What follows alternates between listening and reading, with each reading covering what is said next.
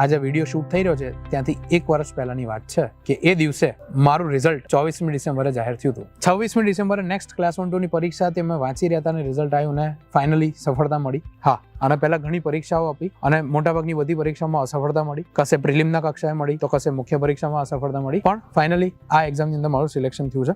એક સમય હતો કે હું કેમેરાની પેલી બાજુ હતો, કે આ રીતના તમે જેમ અત્યારે વિડીયો જોઈ રહ્યા છો હું પણ વિડીયો જોતો હતો. તો ત્યાંથી અહીંયા સુધીની સફર કઈ રીતના થઈ એના વિશે મારે એક વાત કરવી છે, અને કયા કયા પડકારો, કેવા પડકારો તમારી સામે આવશે અને આવ્યા હશે તો એના વિશે એક નાનકડી ચર્ચા કરવી છે. વાત છે 2017ની. ત્યારે જીપીએસસીમાં દાસા સાહેબનો કાર્યકાળ, કે જેને આપણે સુવર્ણ યુગ કહીએ, એ હજુ બસ શરૂ થવાના આરે હતો. 2019માં પ્રિલિમ્સ આપી, પાસ થઈ ગયા. ત્રીજી વખત મુખ્ય પરીક્ષા આપી. હોંસલો ચરમસીમા હતો કે આ વખતે તો થઈ જ જશે, એમાં પણ ના થયું. ઇન્ટરવ્યુનો કોલ સુદ્ધા નથી આવ્યો 2017, 18, 19ની જીપીએસસીમાં. પછી છે ને, જેમ તમને થતું હશે મને પણ થાય, એક ફ્રસ્ટ્રેશન આવે, એક અંદરથી એવું થાય કે યાર ક્યાં સુધી, કેમ મારી જોડે જ આવું થાય. બધા દુઃખ આપણને એવું લાગતું હોય કે આપણી જોડે થાય છે. હું મારા માસ્ટર્સનો અભ્યાસ કરવા માટે યુનાઇટેડ સ્ટેટ્સ એટલે કે અમેરિકા ગયો હતો. સમહાવ અનફોર્ચ્યુનેટલી અમુક અંગત કારણોસર મારું માસ્ટર્સનું સ્ટડી કમ્પ્લીટ ના થઈ શક્યું. ત્યાંની ખૂબ જ પ્રતિષ્ઠિત એવી સેન હોઝે સ્ટેટ યુનિવર્સિટીમાં મેં કોમ્પ્યુટર નેટવર્ક્સની અંદર માસ્ટર્સ માટે એડમિશન લીધું હતું, પણ 1 વર્ષની અંદર મારે ડ્રોપ આઉટ લેવો પડ્યો. કોન્ફિડન્સ ભાંગીને ભૂક્કો થઈ ગયું હતું. સાથે સાથે આ 3 વર્ષો દરમિયાન પરિવારની આર્થિક જવાબદારી મારા પર હતી, સામાજિક જવાબદારી મારા પર હતી, એટલે મારા માટે નોકરી કરવી અનિવાર્ય હતી. મારી પાસે 2 કે 3 જ ઓપ્શન હતા. એક ઓપ્શન એ હતો કે હું મારી જ ફિલ્ડની અંદર કોઈ ટેકનિકલ જોબ સ્વીકાર કરી લઉં. બીજો એક ઓપ્શન એ હતો કે હું એનું દુઃખ રાખું, ડિપ્રેશનમાં જતો રહું, એવું વિચારું કે હવે હું શું કરીશ, મારી જિંદગી પતી ગઈ, આમ તેમ. પણ એનો કોઈ ઓપ્શન નથી. સત્યને જેટલું વહેલું સ્વીકારી લેશો એટલું તમારા માટે સારું. જો જવાબદારીઓ તમારા પર નહીં હોય, એ પારિવારિક બી હોઈ શકે કે બીજી બી કોઈ જવાબદારી હોઈ શકે, એ જવાબદારી તમને રોજ સવારે પથારીમાંથી બેઠા કરી દેશે. એ જવાબદારી તમને મોટિવેશન આપશે કે આપણે સરકારી પરીક્ષાની તૈયારી, સરકારી નોકરીની તૈયારી એટલે જ કરીએ કે ભાઈ જોબ સિક્યુરિટી સૌથી સારી છે. અને કોવિડ લોકડાઉને બધાને સમજાવી દીધું છે કે જોબ સિક્યુરિટીનું શું મહત્વ છે. ઘણી વખત છે ને, અસફળતાઓ તમને જે તમારા માતા પિતા ના શીખવાડી શકે ને એ શીખવાડી જાય. તમને ઘરવાળા કઈ થાય કે ભાઈ વહેલો ઉઠ, પણ તમે તો ભાઈ કુંભકર્ણની જોડે કોમ્પિટિશનમાં હોય. પણ ખબર પડી કે ભાઈ પ્રિલિમ આવી છે ને ગઈ પ્રિલિમમાં આપણે ફેલ થયા હતા, તો ઓટોમેટિક કેવું ઉઠાય છે. તો એક તો આ ટેલિગ્રામ યુનિવર્સિટી અને વોટ્સએપ યુનિવર્સિટી, આ 2 યુનિવર્સિટીથી દૂર રહો. અત્યાર સુધી વોટ્સએપ યુનિવર્સિટી હતી, હવે ટેલિગ્રામ યુનિવર્સિટી પણ એટલી જ ફેમસ છે. નમસ્કાર મિત્રો, મારું નામ જૈનમ મહેતા છે અને હું નવસારીથી બિલોંગ કરું છું. અને હાલમાં જીપીએસસી દ્વારા જે છેલ્લી ક્લાસ 1-2ની જાહેરાત લેવાઈ 26 નંબરની, એની અંદર મારો 61મા નંબરે સેક્શન અધિકારી તરીકે પસંદગી થયેલી છે. અને અત્યારે હું સેક્શન અધિકારી તરીકે ગુજરાત સરકારના સામાન્ય વહીવટ વિભાગમાં પ્રોબેશનરી સેક્શન અધિકારી તરીકે ફરજ બજાવું છું. જીકેટીએ જ્યારે મારો કોન્ટેક્ટ કર્યો અને કીધું કે વિદ્યાર્થીઓના મોટિવેશન માટે એક આવો વિડીયો લેવાનો છે, તો એ વાતનો એક તો મને ખૂબ ગર્વ છે. અને હું જીકેટીની જે ટીમ છે અહીંયા હાજર, એમનો તમામનો ખૂબ ખૂબ આભાર માનું છું કે આવી એક ઓપોર્ચ્યુનિટી મળી કે જ્યાં હું સ્ટુડન્ટ સાથે કનેક્ટ થઈ શકું. તો મારી એક આખી જર્ની વિશે મને અહીંયા જણાવવામાં આવ્યું છે કે કઈ રીતના આખી કરિયર મારી શરૂ થઈ અને આજે હું અહીંયા પહોંચ્યો છું પરીક્ષા પાસ કરીને, કે જ્યાં એક સમય હતો કે હું કેમેરાની પેલી બાજુ હતો, કે આ રીતના તમે જેમ અત્યારે વિડીયો જોઈ રહ્યા છો હું પણ વિડીયો જોતો હતો. તો ત્યાંથી અહીંયા સુધીની સફર કઈ રીતના થઈ એના વિશે મારે એક વાત કરવી છે, અને કયા પડકારો, કેવા પડકારો તમારી સામે આવશે અને આવ્યા હશે તો એના વિશે એક નાનકડી ચર્ચા કરવી છે. મુક્તપણે, નિખાલસપણે આપણે વાત કરશું. તો સૌથી પહેલો મને એવો પ્રશ્ન પૂછાયો કે પહેલા કોઈ પરીક્ષા કરેલ હોય કે જોબ કરી હોય તે વિશે જણાવો. તો આ મારી ફર્સ્ટ જોબ છે. મારી સૌપ્રથમ સરકારી નોકરી જ આ છે. હા, અને પહેલા ઘણી પરીક્ષાઓ આપી અને મોટાભાગની બધી પરીક્ષામાં અસફળતા મળી. કશે પ્રિલિમના કક્ષાએ મળી તો કશે મુખ્ય પરીક્ષામાં અસફળતા મળી, પણ ફાઇનલી આ એક્ઝામની અંદર મારું સિલેક્શન થયું છે. મારી શૈક્ષણિક પૃષ્ઠભૂમિ વિશે વાત કરું તો મારું ગ્રેજ્યુએશન કોમ્પ્યુટર સાયન્સની અંદર છે. મારું bachelor of engineering in computer science કર્યું છે. 2015ના વર્ષમાં હું પાસ આઉટ થયો છું બીઈમાંથી, જીટીયુ ગુજરાત ટેકનોલોજીકલ યુનિવર્સિટીમાંથી. અને મારું કોલેજની મેં અભ્યાસ મારા હોમટાઉન નવસારીમાંથી જ કર્યો છે. ત્યારબાદ મેં 1 વર્ષ જેવું જીટીયુની અંદર કામ કર્યું છે ગુજરાત ટેકનોલોજીકલ યુનિવર્સિટીમાં. એની અંદર જે ઇન્ટરનેશનલ ડિપાર્ટમેન્ટ હોય છે કે જ્યાં ફોરેન વિદ્યાર્થીઓને મોકલવામાં આવે છે, તેની અંદર મેં કામ કર્યું છે. અને ત્યારબાદ હું મારા માસ્ટર્સનો અભ્યાસ કરવા માટે યુનાઇટેડ સ્ટેટ્સ એટલે કે અમેરિકા ગયો હતો. સમહાવ અનફોર્ચ્યુનેટલી અમુક અંગત કારણોસર મારું માસ્ટર્સનું સ્ટડી કમ્પ્લીટ ના થઈ શક્યું. ત્યાંની ખૂબ જ પ્રતિષ્ઠિત એવી સેન હોઝે સ્ટેટ યુનિવર્સિટીમાં મેં કોમ્પ્યુટર નેટવર્ક્સની અંદર માસ્ટર્સ માટે એડમિશન લીધું હતું, પણ 1 વર્ષની અંદર મારે ડ્રોપ આઉટ લેવો પડ્યો. અને એ મારા લાઈફનો ટર્નિંગ પોઈન્ટ બન્યો. કેમ એવું કહું છું? કારણ કે જ્યાં સુધી હું ત્યાં હતો, જ્યાં સુધી હું માસ્ટર્સની સ્ટડી કરતો હતો, ત્યાંના પ્રોજેક્ટ્સમાં અમે લોકો ભાગ લેતા હતા, ત્યાંની અંદર અસાઇનમેન્ટ લખતા હતા, લાઈફ એકદમ નોર્મલ હતી. એક ટિપિકલ કોમ્પ્યુટર એન્જિનિયરિંગના છોકરાની જે લાઈફ હોય કે એને જીવનમાં જે બી વિચાર્યું હોય કે ભાઈ મારે ગૂગલમાં, ફેસબુકમાં, એમેઝોનમાં, યાહુમાં જોબ કરવી છે તો એના માટેની બેસ્ટ જગ્યા એટલે સિલિકોન વેલી. એ સિલિકોન વેલીની અંદર મને સદભાગ્યે એડમિશન મળી ગયું. ત્યાંની સૌથી સારી કહી શકાય એવી સેન હોઝે સ્ટેટ યુનિવર્સિટી, જે SJSU તરીકે ઓળખાય, એની અંદર એડમિશન પણ લઈ લીધું. કોમ્પ્યુટર નેટવર્ક કે જે એ ટાઈમે ખૂબ જ ડિમાન્ડમાં હતી એવી બ્રાન્ચમાં એડમિશન મળી ગયું. જીવન ખૂબ જ સારું ચાલતું હતું. અમુક પારિવારિક સંજોગો એવા ઊભા થયા, પાછું આવવું પડ્યું ભણવાનું અડધું મૂકીને. તો પાછા આવ્યા પછી મારી પાસે 2 કે 3 જ ઓપ્શન હતા. એક ઓપ્શન એ હતો કે હું મારી જ ફિલ્ડની અંદર કોઈ ટેકનિકલ જોબ સ્વીકાર કરી લઉં. બીજો એક ઓપ્શન એ હતો કે હું એનું દુઃખ રાખું, ડિપ્રેશનમાં જતો રહું, એવું વિચારું કે હવે હું શું કરીશ, મારી જિંદગી પતી ગઈ, આમ તેમ. પણ એનો કોઈ ઓપ્શન નથી. સત્યને જેટલું વહેલું સ્વીકારી લેશો એટલું તમારા માટે સારું છે. તો પછી મારા ફાધર મધરે અને મારા બીજા મિત્રો એવી સલાહ આપી કે ભાઈ સરકારી નોકરીનો કંઈક કરાય. અને ઇનિશિયલી હું બેન્કિંગની તૈયારી માટે, ત્યારે બેન્કિંગની પરીક્ષાઓનો બહુ વ્યાપ હતો. વાત છે 2017ની, ત્યારે GPSCમાં દાસા સાહેબનો કાર્યકાળ કે જેને આપણે સુવર્ણ યુગ કહીએ એ હજુ બસ શરૂ થવાના આરે હતો ક્યાંક ને ક્યાંક. જે પહેલી 121 નંબરની જાહેરાત આવી એ હજુ આવી નહોતી. હું ફેબ્રુઆરી 17ની વાત કરું છું. ત્યારે મેં બેન્કિંગના ક્લાસીસની તૈયારી માટે હું નવસારીના ક્લાસમાં ઇન્ક્વાયરી કરવા ગયો. તો ત્યાં મને મળે છે માધવી મેડમ, માધવીબેન મિસ્ત્રી, કે જે હાલમાં મામલતદાર તરીકે કાર્યરત છે સુરતની અંદર. તે મારા લાઈફના પહેલા એવા વ્યક્તિ હતા કે જેમણે મને બેન્કિંગનું ક્ષેત્ર છોડીને સિવિલ સર્વિસીસ તરફ વાળ્યો. એમણે મને સમજાવ્યું અને મને એમની વાત ગળે ઉતરી અને મેં બેન્કિંગને ગોળી મારી અને ક્લાસ 1, 2 અથવા તો GPSCની પરીક્ષાઓ તરફ મારો દોડ આગળ વગાડ્યો કે ભાઈ ચલો હવે આપણે આની તૈયારી કરશું. સમય આવ્યો 2017ની ક્લાસ 1, 2 આવી, જે સૌથી અઘરી મનાતી હતી. જે તે સમયમાં સૌથી અઘરામાં અઘરું પેપર એટલે 2017ની ક્લાસ 1, 2નું હતું. પરીક્ષા આપી, પાસ થઈ ગયા. 112 કે 115 માર્ક થતા હતા મારા. અને ત્યારે તો આશા જ નહોતી કે આટલા માર્કે પાસ પણ થવાય. એ તો પછી ખબર પડી કે GPSCમાં 120, 140 માર્ક લાવો તો પાસ થઈ શકો. ત્યારે હું ખૂબ જ નવો હતો. આખી જર્ની એટલે કહું છું કે મેં જે શરૂઆતથી લઈને અત્યાર સુધીમાં 2 ભૂલો કરી એ તમે ના કરો. અને જો એ ભૂલ તમે હાલમાં કરી રહ્યા હોય તો એ ભૂલ આગળ વધે અથવા તો એ ભૂલ મોટી થાય એ પહેલાં તમે અટકી જાઓ. તો મુખ્ય પરીક્ષાની તૈયારી માટે ત્યારે નવસારી જેવા નાના ટાઉનમાં, નાના સિટીમાં કોઈ એવું વાતાવરણ નહોતું કે એવા કોઈ સુવિધાઓ નહોતી. એટલે મને સલાહ આપવામાં આવી કે ભાઈ તમે અમદાવાદ કે ગાંધીનગર જઈને તૈયારી કરો. ત્યારબાદ ગાંધીનગર આવ્યો. ગાંધીનગરમાં જોયું તો જ્યાં જુઓ ત્યાં ક્લાસીસ છે. કીડિયારું ઉભરાઈ હતું એવું લાગ્યું. કન્ફ્યુઝન એ છે કયા ક્લાસીસ સારા, કયા ક્લાસીસ ખરાબ. બધાની એડવર્ટાઇઝ તો બહુ જોરદાર હોય. પણ ફાઇનલી સંવિધાન કેરિયર એકેડેમીની અંદર વિકલ્પ કોટવાલ સાહેબ પાસે એડમિશન લીધું મુખ્ય પરીક્ષાનું. ખૂબ જ સારો અનુભવ રહ્યો. ત્યાં ખૂબ સારા મિત્રો મળ્યા કે જે લોકો મારી જેમ જ મુખ્ય પરીક્ષાની તૈયારી કરવા માટે આવ્યા હતા. એમાંના ઘણા આજે સચિવાલયમાં પણ છે અને બીજી સેવાઓમાં પણ ક્લાસ 1, ક્લાસ 2 તરીકે છે. તૈયારી કરી, મુખ્ય પરીક્ષા આપી. ઘણા મિત્રોનું થયું, અમારા જેવા ઘણાનું ના પણ થયું. પણ કંઈ નહીં, ઘણી નવી વસ્તુ જાણવા મળી. મીનવાઇલ 2018ની પ્રિલિમ આવી, એ આપી. એમાં પણ એ જ વસ્તુ, મુખ્ય પરીક્ષા સુધી પહોંચ્યા, ના થયું. 2019માં પ્રિલિમ્સ આપી, પાસ થઈ ગયા. ત્રીજી વખત મુખ્ય પરીક્ષા આપી. હોંસલો ચરમસીમા આવ્યો કે આ વખતે તો થઈ જ જશે, એમાં પણ ના થયું. ઇન્ટરવ્યુનો કોલ સુદ્ધા નથી આવ્યો 2017, 18, 19ની GPSCમાં. પછી છે ને જેમ તમને થતું હશે મને પણ થાય, એક ફ્રસ્ટ્રેશન આવે, એક અંદરથી એવું થાય કે યાર ક્યાં સુધી, કેમ મારી જોડે જ આવું થાય. બધા દુઃખ આપણને એવું લાગતું હોય કે આપણી જોડે જ થાય છે. તમે જો અસફળતા તમે જોઈ હશે અને ઘણા એફર્ટ્સ આપ્યા હશે તો તમને બધાને એક એવી ફીલ થશે કેમ મારી જોડે જ આવું થાય. આપણે બધાએ પ્રશ્ન પોતાની જાતને, પોતાની ઈશ્વરને પૂછતા હોય કે ભગવાન મેં કોઈનું શું બગાડ્યું છે, આવું મારી જોડે જ કેમ થાય. તો જુઓ મિત્ર, સમસ્યાઓ, સંઘર્ષ બધાના જીવનમાં છે. કોઈકમાં નાની ઉંમર આવે, કોઈકનામાં મોટી ઉંમર આવે. જેટલો વહેલો આવશે એટલું તમારા માટે ફાયદો છે, એટલું તમે વધારે શીખી શકશો. તો 2019ની પ્રિલિમ આપી, મેઇન્સ આપી, ના થયું.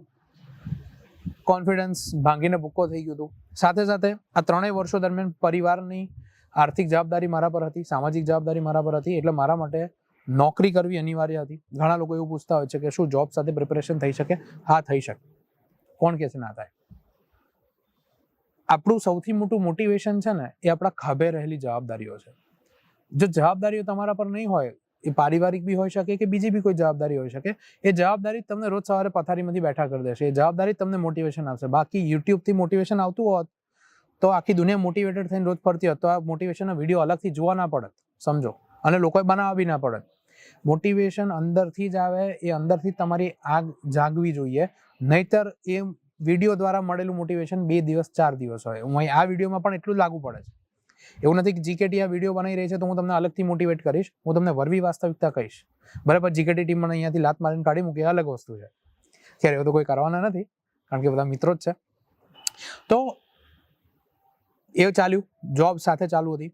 જોબમાં પણ હું કહી દઉં કે હું કોમ્પિટેટિવ એક્ઝામની ફિલ્ડમાં જ ટીચિંગ લાઇનમાં હતો, જ્યોગ્રાફી ભણાવતો હતો. ગુજરાતના ઘણા ખ્યાતનામ સંસ્થાઓમાં મેં ભણાવ્યું છે.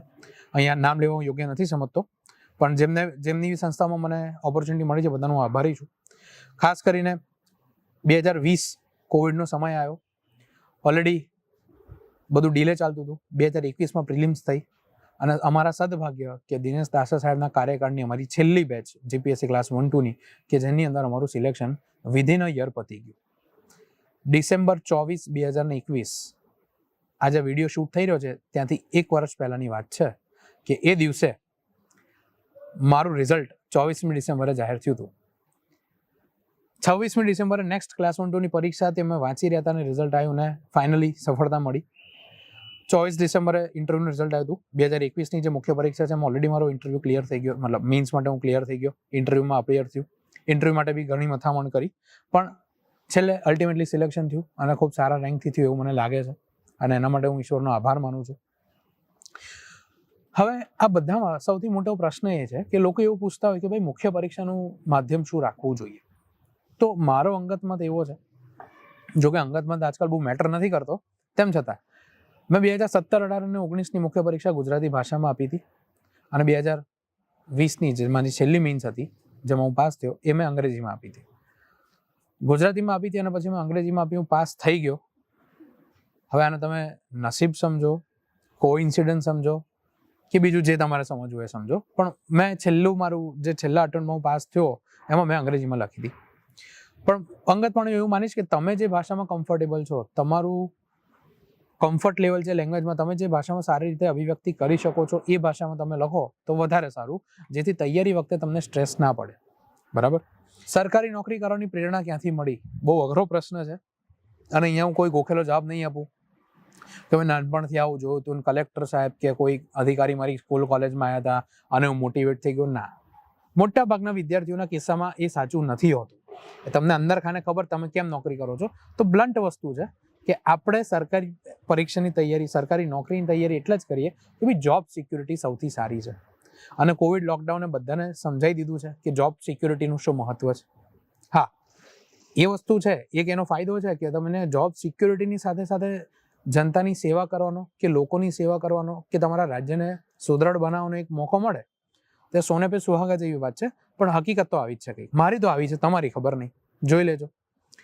અને મારું એક બેકગ્રાઉન્ડ એવું રહ્યું છે, હું 2011ના વર્ષથી વાઇલ્ડ લાઈફ કન્ઝર્વેશન અને અન્ય જીવદયાના કામોમાં સંકળાયેલો હતો.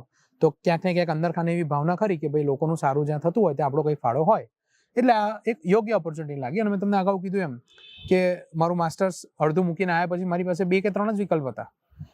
તેમાંથી મેં આ બેસ્ટ વિકલ્પ મને એ ટાઈમે જે લાગ્યો મેં પસંદ કર્યો અને એટલે આજે હું તમારી સામે છું. બાકી આની બી કોઈ પ્રેરણાના અલગ ક્લાસ નથી હોતા, એ તમારા અંદર જ હોય, આવે તો આવે. અમુક જણની પર્સનાલિટી એવી હોય કે એમને પબ્લિક ડીલિંગ ના ગમે તો એમણે ના કરવું જોઈએ. લોકોના લોક લાજે કે લોકોના દબાણમાં એને કરો એનો કોઈ અર્થ નથી.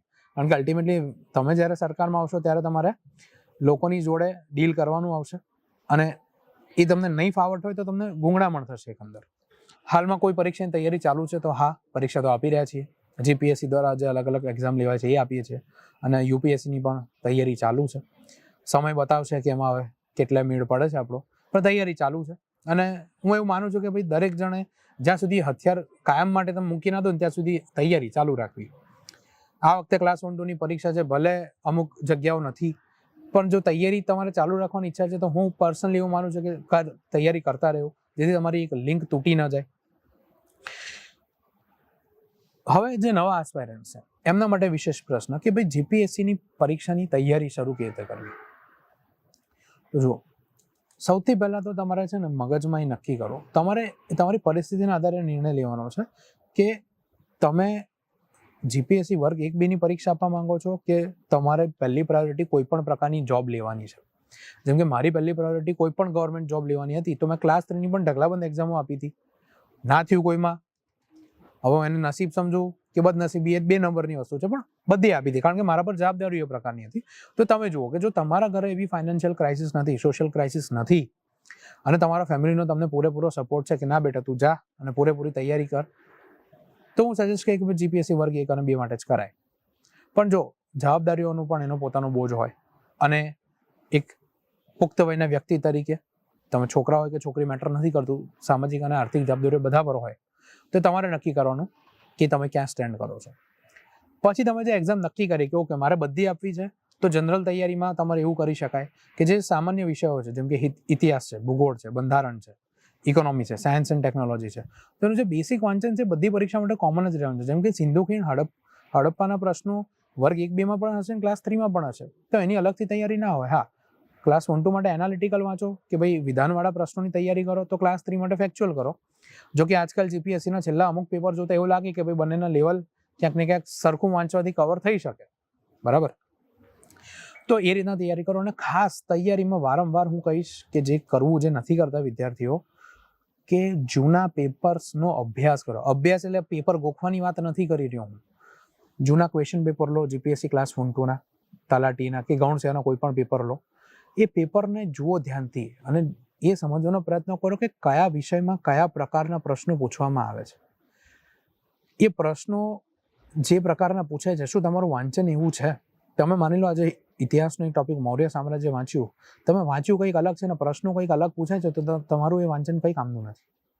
તે પ્રમાણે એનું તમારું વાંચનને ઇવેલ્યુએટ કરો, પેપરના એનાલિસિસ કરો, જુઓ કે ભાઈ ગણિત અને રિઝનિંગમાં કયા પ્રકારના પ્રશ્ન આવે છે, ભૂગોળમાં કયા પ્રકારના પ્રશ્નો પૂછાય છે, અને એ પ્રમાણે તમારું વાંચન અને સ્ટ્રેટેજી બનાવવી જોઈએ.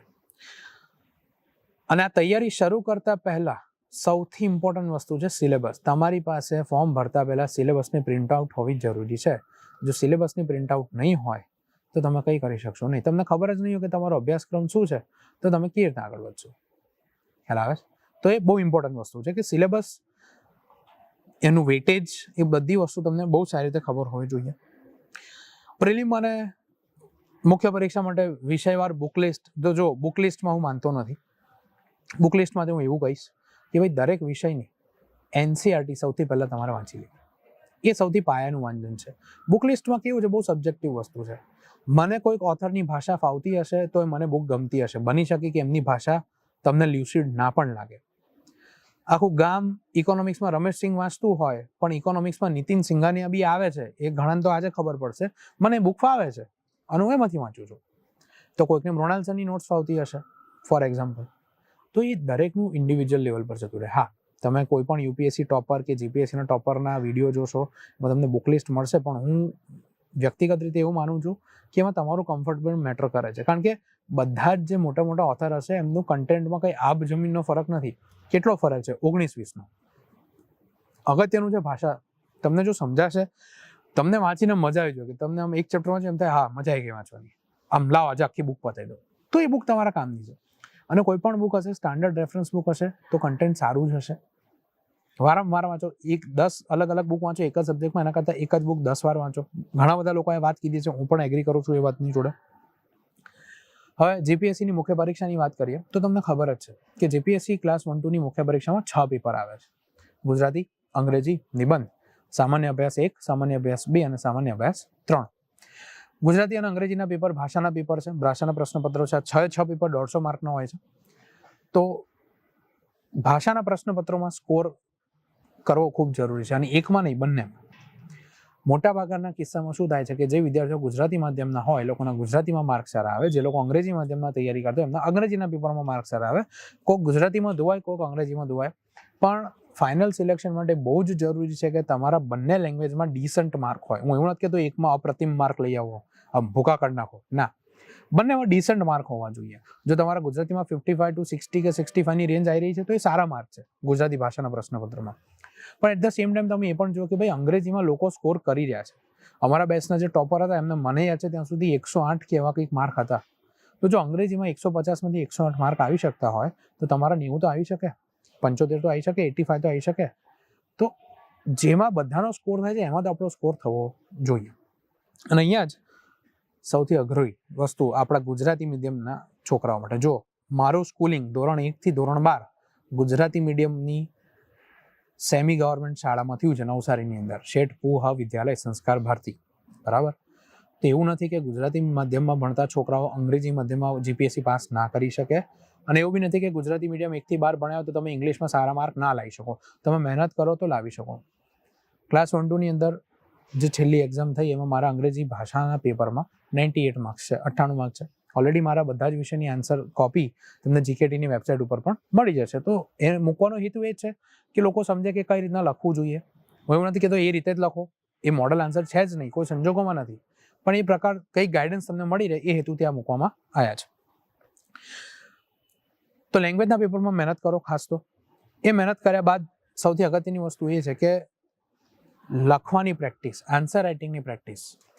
તો ઘણા બધા વિદ્યાર્થીઓના કોમન પ્રશ્ન છે, ઘણા બધા લોકો પૂછતા હોય છે કે શું પહેલા દિવસથી આન્સર રાઇટિંગ કરવું જોઈએ?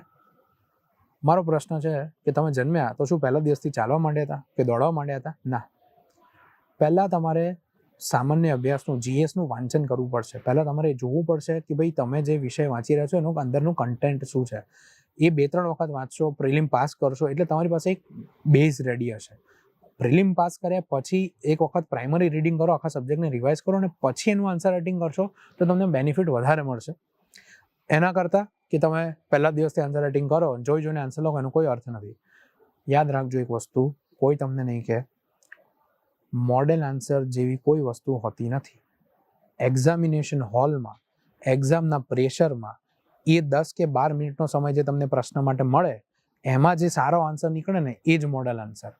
બાકી કોઈ પણ જગ્યાએ તમને મોડેલ આન્સર આપવામાં આવતા હોય, ઘણી બધી ટેસ્ટ સિરીઝ માર્કેટમાં ચાલે છે, હું નામ નહીં લઉં, ટેલિગ્રામ પર બી ચાલે છે, એમને પણ ચાલે છે.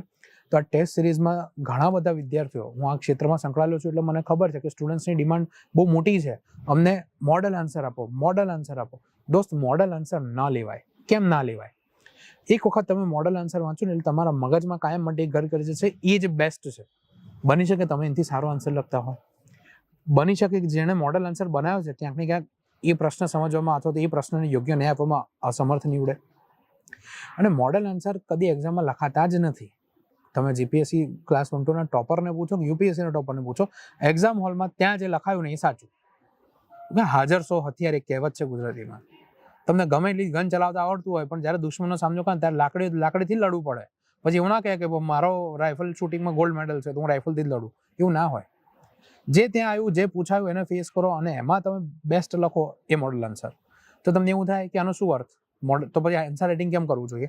એટલે કરવાનું કે જે વિચારો ત્યાં અવતરિત થવા જોઈએ તમારી પેનના માધ્યમથી, એ પ્રક્રિયા ઝડપી થાય. તો એક્ઝામમાં ટાઈમ બચે, તો નિશ્ચિત સમયમાં તમે સારું લખી શકો. લખવાના તો બધા જ છે, પેપર બધા પૂરું કરશે, પણ ત્યારે ક્વોલિટી મેટર કરે. જો તમને ડેલી આન્સર રાઇટિંગની પ્રેક્ટિસ હશે તો તમને ખબર છે કે મારા પોઈન્ટનો ફ્લો આવી રીતના આવશે, હું આ રીતે લખીશ, આટલા સમયમાં હું લખીશ. એ બધી વસ્તુઓ ત્યાં મેટર કરે. ભાષાના પ્રશ્નપત્ર વિશે ઘણા ડાઉટ છે, હું ત્યાં અહીંયા તમારા ડાઉટ જોઈ રહ્યો છું. તો એક બીજો ડાઉટ છે કે લાઇબ્રેરીમાં વાંચન કરવું કે નહીં. આમાં અગેન ઇન્ડિવિજ્યુઅલ લેવલ પર જાય છે, વ્યક્તિગત રીતે. તમને લાઇબ્રેરી મજા આવતી હોય, ત્યાં વંચાતું હોય ત્યાં વાંચો. તમે ઘરે એકલા જોવો છો આખો દિવસ, પેરેન્ટ જોબ કરે છે, ઘરે બીજું કોઈ નથી, ઘરે વાંચો. લાઇબ્રેરીમાં જઈને તમને લોકોને વાંચતા જોઈને તમને વાંચવાની પ્રેરણા મળતી હોય તો એવું છે. આમાં બી તમારો કમ્ફર્ટ મેટર કરે. બાકી ગમે ત્યાં વાંચવા તો સ્ટ્રીટ લાઇટના નીચે બી વાંચીને પાસ થયા છે, તે કંઈ બહુ મેટર નથી કરતું. ભાષાના પેપર વિશે કોઈ સ્પેશિયલ માહિતી એ છે કે ભાઈ બંને ભાષાના પેપરમાં ગ્રામર સ્કોરિંગ છે. બીજા કોઈમાં સ્કોર થાય ના થાય, ગ્રામરમાં લડી લેવાનું. ઇંગ્લિશમાં 20 માર્કનું ગ્રામર છે, ગુજરાતીમાં 20 માર્કનું ગ્રામર છે. મેક્સિમમ સ્કોર કરો. ઇંગ્લિશમાં 20માંથી 20 આવી શકે, કેમ? MCQ બેઝ ગ્રામર છે. ગુજરાતીમાં 20માંથી 12 તો લાવો, તો તમે આરામથી ગુજરાતીમાં જો તમારા ગ્રામરમાં 12ની ઉપર માર્ક હોય તો તમે આરામથી 60ની આજુબાજુ પહોંચી જાઓ. અને ઇંગ્લિશમાં 20 આઉટ ઓફ 19, 18, 17 હોય તો તમને 70ની ઉપર જતા કોઈ નહીં રોકે, રાઈટ? તો એનું એક અગત્યની વાત ધ્યાનમાં રાખજો. એસેના પેપરમાં એવું છે કે એસે માટે પહેલેથી ઘરેથી જ એસેની તૈયારી જ્યારે કરો ત્યારે અલગ અલગ વિષયો, અલગ અલગ મુદ્દાઓના કી પોઈન્ટ્સ રેડી કરીને જાઓ, એના લગતા કોર્સ રેડી કરીને જાઓ અને કોર્સનું રેગ્યુલર વાંચન કરો. અને ખાલી વાંચવાનો નહીં, કોર્ટ વાંચવાથી ના લખાય, કોર્ટનો બોલચાલમાં ઉપયોગ કરો તો ત્યાં નીકળશે. ને તમે અલગથી ગોખો છો તો ગોખેલું જ છે. ક્યાં તો એને બોલચાલમાં વાપરો, ક્યાં એને લખવામાં વાપરો, પણ જ્યાં સુધી વાપરશો નહીં ત્યાં સુધી એ તમને હેન્ડી નહીં થાય, બરાબર?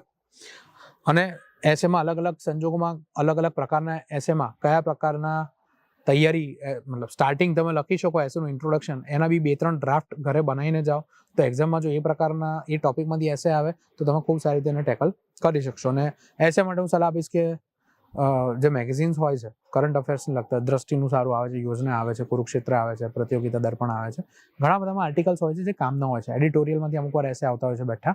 તો મેઇન્સ જાહેર થયા તો પ્રિલિમ પતે પછીથી લઈને મેઇન સુધીના જેવી ઇમ્પોર્ટન્ટ રાષ્ટ્રીય આંતરરાષ્ટ્રીય ઘટનાઓ થઈ હોય એ વસ્તુ ઉપર એસે પ્રિપેર રાખો, ગણતરી રાખો કે ભાઈ આની પરથી તમને એસે પૂછી શકાય. તૈયારી કરતા હતા એ સમયે ટાઈમ ટેબલ જો, અગેન ટાઈમ ટેબલ કેવી વસ્તુ છે કે ભાઈ તમે નોકરી કરતા હોય તો એક જ ટાઈમ ટેબલ છે કે ભાઈ do not waste your time. તમે ઓલરેડી દિવસમાં 10 થી 6 કે સવારે 9 થી રાત્રે 7 સુધી નોકરી કરો છો તો જે વધ્યું એ તમારો ટાઈમ ટેબલ છે કે ભાઈ 9 પહેલા અને 7 પછી મારી પાસે જે સમય બચ્યો, જે મારી હ્યુમન કેપેસિટી પ્રમાણે હું જેટલું વાંચી શકું એટલું વાંચી લેવાનું. અમુક જણને નોકરીમાં પણ સમય મળે, અથવા તો તમે કશે ટ્રાવેલ કરીને નોકરીએ જાઓ છો અને જો પબ્લિક ટ્રાન્સપોર્ટ છે, બસમાં કલાક થાય છે તો બસમાં કરંટ અફેર્સના વિડીયો જોઈ કાઢો, બસમાં એક નાનો ટોપિક વાંચી લો, ઘરે સવારે ફ્રેશ વહેલા ઉઠો. જો આ એક બધા વિદ્યાર્થીઓ કહે સાહેબ 7 કલાકની ઊંઘ તો જરૂરી છે ને, હું નથી માનતો. આ આપણી યંગ એજ છે, 20 થી 30નો ગાળો આપણો સુવર્ણ સમય છે. અહીંયા તમે 6 કલાક ઊંઘશો તો કંઈ તમે મરી નથી જવાના. 5 કલાક ઊંઘશો, લોકો એવા બી છે જે 4 કલાક ઊંઘે છે. આપણા માનનીય વડાપ્રધાનશ્રીનો દાખલો જોઈ લો, સાહેબ કેટલા કલાક ઊંઘે છે આ ઉંમરે, અને તમારી ઉંમર જુઓ તો શેની ઊંઘ આવે ભાઈ? હા, ઉઠી જવાનું. ઠંડીમાં વહેલું ના કેમ ઉઠાય? 4:30 ઉઠીને વાંચન કરો, કેમ ના વંચાય? એ મોટિવેશન કોઈના વિડીયો જોવાથી નહીં આવે, એ અંદર જ હોય. એના માટે અસફળતા જોવી પડે. ઘણી વખત છે ને અસફળતાઓ તમને જે તમારા માતા પિતા ના શીખવાડી શકે ને એ શીખવાડી જાય. તમને ઘરવાળા કઈ કઈ થાય કે ભાઈ વહેલો ઉઠ, પણ તમે તો ભાઈ કુંભકર્ણની જોડે કોમ્પિટિશનમાં હોય. પણ ખબર પડી કે ભાઈ પ્રિલિમ આવી છે ને ગઈ પ્રિલિમમાં આપણે ફેલ થયા હતા તો ઓટોમેટિક કેવું ઉઠાય છે. કેમ એન્જિનિયરિંગ વાળાઓ રાતે આખી રાત જગાય છે વાંચવા, જીપીએસસી તો નથી જગાતું. અને એ માનસિકતા જે એન્જિનિયરિંગના વિદ્યાર્થીઓ જુએ છે એમના માટે ખાસ કે આપણી એન્જિનિયરિંગની પરીક્ષા નથી બકા, આગલા દિવસે વાંચીને પાસ નહીં થાય. સતત વાંચન અને રિવિઝન પણ એટલું જ ઇમ્પોર્ટન્ટ છે. તો સમયપત્રક તો એ જ છે કે જ્યારે સમય મળે વાંચી લો, ટાઈમનો વેસ્ટ ના કરો, અને સૌથી ઇમ્પોર્ટન્ટ સોશિયલ મીડિયાથી દૂર રહો. જો આજે સૌથી મોટો એક ડ્રોબેક બીજો છે. જો આટલા બધા ડ્રોબેક મને કેમ ખબર છે? કારણ કે હું ટીચિંગ લાઈનમાં છું. ઘણા બધા વિદ્યાર્થીઓ સલાહ માંગવા આવતા હોય, ઘણા બધા વિદ્યાર્થીઓ જોડે બેઠા હોય, એ વાતો થતી હોય. તો એક તો આ ટેલિગ્રામ યુનિવર્સિટી અને વોટ્સએપ યુનિવર્સિટી, આ 2 યુનિવર્સિટીથી દૂર રહો. અત્યાર સુધી વોટ્સએપ યુનિવર્સિટી, હવે ટેલિગ્રામ યુનિવર્સિટી પણ એટલી જ ફેમસ છે. કેમ? અહીંયા કન્ટેન્ટનો ઘોડાપુર છે, સુનામી છે, સુનામી. ઘોડાપુર બી નહીં. આમ તમે એક માંગો 10 ફાઇલ મળે. પણ દોસ્ત, તમે જે વિષયમાં જે સ્ટાન્ડર્ડ બુક વાંચો છો એટલું વારંવાર વાંચો. દર વખતે નવું કન્ટેન્ટ લેવાથી કોઈ ફાયદો થતો નથી. અને ગ્રુપની ચર્ચાઓ, કટ ઓફનું પ્રેડિક્શન, જાણે સટ્ટો રમતા હોય એના પ્રેડિક્શન ચાલતા હોય છે કટ ઓફના. તો પરીક્ષા પતી નથી, 6 વાગે પેપર પત્યું નથી, તમે જોજો ક્લાસ 6:15 આવી જશે, મેરિટ કેટલું રહેશે. એટલે અને અમુકથી એવા સુરવીરો છે, પેપર ચાલુ થાય પહેલા આગલા દિવસે સાંજે પૂછે સાહેબ મેરિટ શું લાગે છે, એટલા અટેમ્પ્ટ કરીએ. એટલે પેપર પર મેરિટ નક્કી થાય પહેલા. તમે ક્વેશ્ચનના લેવલ જુઓ, કેટલા જણા અટેમ્પ્ટ કરી એ જુઓ, કેવું પેપર હતું, એ બધા પરિબળ નક્કી કરે ને દોસ્ત. આગલા દિવસે 7 તારીખે 6 જાન્યુઆરીએ બધા મેરિટની કેટલું રહેશે, કેટલા અટેમ્પ્ટ કરીએ, બેસ્ટ અટેમ્પ્ટ કરવાના, સીધી વાત. બરાબર. ઇન્ટરવ્યૂ માટે મારો અનુભવ એવો છે કે ભાઈ મોક ઇન્ટરવ્યૂ આપવા જોઈએ, પણ બહુ બધી જગ્યાએ પણ નહીં. 3 થી 4 મોક ઇન્ટરવ્યૂ વ્યવસ્થિત જગ્યા, અને ઇન્ટરવ્યૂ જ્યાં પણ આપવા જાઓ ત્યાં જુઓ કે ત્યાં બોર્ડ મેમ્બર્સ કોણ છે, ઇન્ટરવ્યૂ લેનાર કોણ છે. અમુક જગ્યાએ એવું હોય છે કે ઇન્ટરવ્યૂ લેનાર યંગ હોય પણ એમની ખુદનો ઇન્ટરવ્યૂ ના નીકળ્યો હોય. હું એવું નથી કહેતો કે એ લોકોને નોલેજ ના જ હોય, એ લોકોને નોલેજ હોય, પણ એ પેનલમાં એકાદ વ્યક્તિ એવો પણ હોવો જોઈએ જે સિનિયર મેમ્બર હોય, કે જે ઓલરેડી ઇન્ટરવ્યૂ લઈ ચૂક્યા હોય. જીપીએસસીની અંદર એવા બી ઘણા પેનલિસ્ટ છે આપણી પાસે કે જે લોકો બહુ સિનિયર બ્યુરોક્રેટ્સ હોય, રિટાયર્ડ સુપર ક્લાસ 1 હોય. તો એ લોકો હશે તો એમનો અનુભવનું નિચોડ, વહીવટી અનુભવનું નિચોડ બીજું કોઈ નહીં આપી શકે, તો એ તમને ત્યાંથી મળી શકે. ઇન્ટરવ્યૂની અંદર શું કરવું, શું ના કરવું, કેવા કપડાં પહેરવા, શું બોલવું, શું ના બોલવું, એના વિશે મારા હિસાબે અત્યાર કરતાં જ્યારે જીપીએસસીનું ઇન્ટરવ્યૂ આવે ત્યારે આપણે એક અલગથી સેશન રાખશું. પ્રોવાઇડેડ કે જીકે ટુડે, આ જીકેટીની આપણી જે ટીમ છે એ બોલાવે તો રાખશું, નહીંતર પછી બીજા એક્સપર્ટને બોલાવશે, મને ખાતરી છે. ઇન્ટરવ્યૂ માટે જે આપણે ફોર્મ ભરીએ, તમે જ્યારે ઇન્ટરવ્યૂ આપવા જશો ક્લાસ 1 2 ત્યારે તમને એક ફોર્મ આવશે જેની અંદર તમારે તમારો પ્રેફરન્સ લખવાનો હોય. તો એ લખવામાં ભૂલ ના કરવી. મારી જોડેના જ બેચની અંદર એવું થયેલું છે, મારા જ બેચમાં, કે એક વિદ્યાર્થીનો મારા કરતાં સારો રેન્ક હતો, પણ એમને ચોઈસ ખોટી ભરી હતી, તો એમને એસો કદાચ મળી જાત અથવા તો ક્લાસ 1 મળી જાત, પણ ક્લાસ 2માં જે કેડરમાં લોકો ના જવા ઈચ્છતા હોય એવી કેડર મળી. તો નામ હમણાં અહીંયા આપવાનું યોગ્ય નથી સમજતો. તો પ્રેફરન્સ ફોર્મ ખાસ વિચારીને, સમજી વિચારીને ભરવું, ઘરેથી એકવાર પ્રેક્ટિસ કરીને જવું. બાકી વધારે માહિતી આપણે એની ઇન્ટરવ્યૂ વખતે લઈશું. દરરોજ વાંચવા માટે મોટિવેશન મેં તમને કીધું ક્યાંથી મળે અને કેવી રીતે મળે. જવાબદારી. અને તમે એવું લાગતું હોય કે યાર મને કંટાળો આવે છે કે હવે મને મોટિવેશન નથી, તો ઓલવેઝ યાદ કરજો તમે ચાલુ કેમ કર્યું હતું, વાય યુ સ્ટાર્ટેડ. તમે કેમ આ જર્ની ચાલુ કરી, કેમ આ ફિલ્ડમાં આવ્યા. લોકોના કહેવાથી આવ્યા તો કોઈ મોટિવેશન નહીં આવે, પાછા જતા રહો. પણ જો તમે તમારી જાત માટે આવ્યો, તમારા પેરેન્ટ્સને ખુશી આપવા માટે આવ્યો, એમને ગર્વ અનુભવવા માટે આવ્યો હોય, તમે તમારા લાઈફમાં કંઈક કરી છૂટવા આવ્યો છે, તમારા સમાજ માટે કંઈક કરવું છે, તમારા દેશ માટે કંઈક કરવું છે, તો જ તમને મોટિવેશન મળશે. બાકી દુકાન નથી કિલો મોટિવેશન મળે 500 રૂપિયા, એવું નથી. નહીં તો બધા મોટિવેશન લઈને ફરતા હો, અરે લોકો વેચતા હોય. બરાબર. ચલો, નોટ્સ મેકિંગ. જો નોટ્સ મેકિંગમાં હું પર્સનલી એવું માનું છું કે બધા સબ્જેક્ટની નોટ્સ કોઈ એક વ્યક્તિની બની જ ના શકે. બનાવી હોય કોઈ કે તો બહુ મહામાનવની કેટેગરીમાં આવે. કારણ કે દરેક વિષયને તમે વાંચો, સમજો અને નોટ્સ બનાવો, બહુ લાંબી પ્રોસેસ છે. બીજું, જે વિદ્યાર્થીઓ પહેલી વાર સબ્જેક્ટ વાંચતા હોય અને જોડે જોડે નોટ્સ બનાવતા હોય, તો દોસ્ત તમારી નોટ્સ કોઈ કામની નથી. કેમ? પહેલી વાર તમે વાંચતા હોય તો તમને બધી જ વસ્તુ ઇમ્પોર્ટન્ટ લાગશે. કોઈ પણ વિષય 2-3 વાર વાંચો, પછી 4થી 5મી વારમાં એની નોટ્સ બને, તો એની ક્રિસ્પ નોટ્સ, કે ભાઈ 500 પાનાનો સબ્જેક્ટ તમારો 100 પાનામાં કેવી રીતે આવે. જ્યારે તમે 4-5 વાર એને ઉતાર્યો હોય તો તમને ખબર હોય કે સર્ટેન વસ્તુ કામની છે, આ એટલું બધું કામનું નથી. બીજું, કેટલા કલાક વાંચવું જોઈએ? શું 18 અને 15 અને 18 કલાક વાંચી શકાય? વાંચી શકાય ને, બિલકુલ. જો તમે મહામાનવ હો, તમે 100% એફિશિયન્સી પર કામ કરી શકતા હોય, તમારા જીવનમાં બીજું કંઈ જ ના હોય, પથારીમાંથી ઊંઘો અને સવારે ઉઠો, એને બસ 2 જ કામ હોય જીવનમાં, પોસિબલ નથી. હું નથી માનતો કે કોઈ 15થી 18 કલાક વાંચે. હા, વાંચવાનો દોડ કરવો, અથવા તો તમને એવું લાગે છે કે તમે વાંચો છો, પણ એ કેટલું ઉતરે છે એ બહુ અલ્ટિમેટલી મેટર કરે. આઈડિયલી સ્ટડીઝ બી એવું કહેતી હોય છે કે ભાઈ 4થી 6 કલાકથી વધારે કોઈ વ્યક્તિનું કોન્સન્ટ્રેશન પૂરેપૂરું ના રહી શકે. તમે 12 કલાક વાંચો કે 18 કલાક વાંચો, ઉતરશે એટલું જ કે જે ઉતરવાનું હશે. એટલે એટલો બધો સ્ટ્રેસ ના લો. પણ તમે ભલે 4 કલાક વાંચો છો, પણ એ પરફેક્ટ વાંચો. એ 4 કલાકમાં તમારું 100% ફોકસ ત્યાં હોવું જોઈએ. પછી એમાં આડું અવડું નહીં કે લાવો થોડી વાર વોટ્સએપ જોઈ લઉં, યુટ્યુબ જોઈ લઉં, આ જોઈ લઉં, આનું નોટિફિકેશન આવ્યું, અહીંયા, એ બધું મૂકી દેવાનું. વાંચવાનું એટલે વાંચવાનું. અને હું તો મારા વિદ્યાર્થીઓને ઘણી વખત ક્લાસમાં કહેતો કે અમુક વખત છે ને તહેવારો આવે ને એટલે આપણા વિદ્યાર્થીઓ બધા પેલા ઇમોશનલ થઈ જાય કે સર નવરાત્રિ નહીં કરવાની, દિવાળી નહીં કરવાની. તો જો દોસ્ત, સિમ્પલ આન્સર છે. નવરાત્રિ, દિવાળી, ઉત્તરાયણ, હોળી, ધૂળેટી કે જે બી તહેવાર તમારો ઉજવવો હોય એ દર વર્ષે આવવાનો છે. હા, એની તારીખો બી ફિક્સ છે. તમારે જોઈ લો 2030માં નવરાત્રિ કયા દિવસે દેખાઈ જશે. પણ શું આવનારી ભરતી ક્યારે આવશે બીજી ખબર છે? શું તમને ખબર છે જીપીએસસી આના પછી ભરતી કરવાની છે? કરવાની છે તો કેટલા લેવાની છે? શું એ બધી વાતની ગેરંટી છે? નથી. આ once in a life time opportunity છે. એક વખત જોબ મળી ગઈ પછી આખી જિંદગી કરજો નવરાત્રી. અરે 9 નહીં, તમે 50 રાત્રિ કરજો. વર્ષમાં તમે 50 દિવસ ગરબા રમજો, કોણ ના પાડે છે?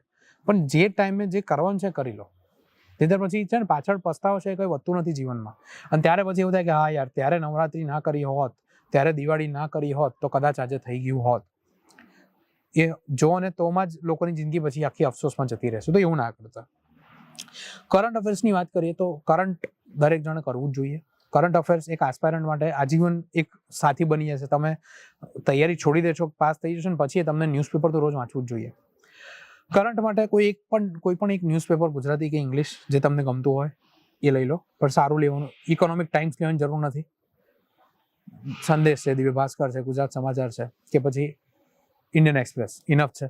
અને જોડે કોઈ પણ એક ગુજરાતી કે અંગ્રેજી મેગેઝિન. જો તમે અંગ્રેજી મેગેઝિન વાંચતા હોય તો વિઝન અને ઇનસાઇટ. ગુજરાતીમાં વાંચતા હોય તો ઘણા બધા પ્રાઇવેટ પબ્લિકેશન છે, તો તમે કોઈ પણ મેગેઝિન વાંચી શકો. જોડે અથવા તો તમારે સરકારી સોર્સ તરફ જવું તો પ્રતિયોગિતા દર્પણ એક સારું ઓપ્શન છે. અથવા તો ગુજરાત સરકારનું જે પાક્ષિક આવે છે દર 15 દિવસે પ્રકાશિત, એમાં તમને સરકારની અલગ અલગ યોજનાઓ અને અન્ય માહિતીઓ ખૂબ સારી મળી શકશે, તો એ તમે કરી શકો.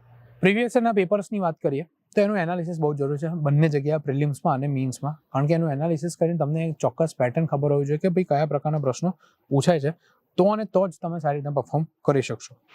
યુટ્યુબ કે ઓનલાઈન માધ્યમથી તૈયારીઓ થઈ શકે, કરવી હોય તો થાય, બાકી ના થાય. જો એવા પણ વિદ્યાર્થીઓ છે જે યુટ્યુબમાં જે ફ્રીમાં લેક્ચર્સ અવેલેબલ છે એટલું જોઈને પણ પાસ થયા હોય, અને સારા ક્લાસીસમાં જતા હોય પાસ ના પણ થયા હોય. તે તમારી ઇન્ડિવિજ્યુઅલ કેપેસિટી પર છે. રિસોર્સ છે એનું યુટિલાઇઝેશન પ્રોપરલી કરો છો કે નહીં એ તમારા ઉપર છે. ખાલી તમારી આર્થિક સ્થિતિ સારી નથી, તમારી પાસે ઓનલાઈન સસ્તો કોઈ કોર્સ મળી રહ્યો છે કે યુટ્યુબ પર તમે ફ્રીમાં વિડીયો જોઈને પ્રિપેરેશન કરી રહ્યા છો, જરાય ડિમોટિવેટ થવાની જરૂર નથી.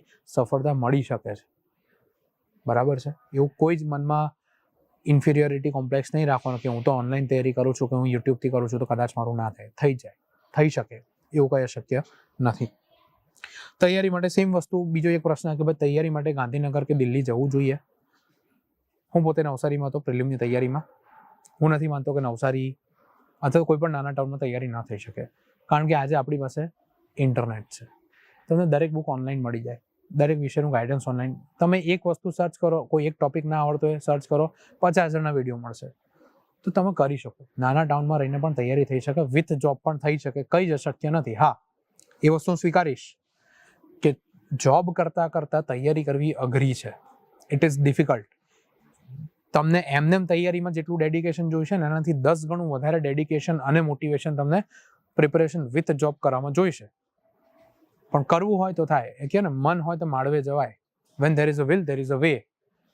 જો માનવી પથ્થરમાંથી પાણી કાઢી શકતો હોય તો તૈયારી તમે ના કરી શકો, અને આપણી પાસે દાખલા છે એવા. અને ગુજરાતી માધ્યમના જે વિદ્યાર્થીઓ છે એ લોકો શું ભૂલો કરતા હોય છે સામાન્ય રીતે?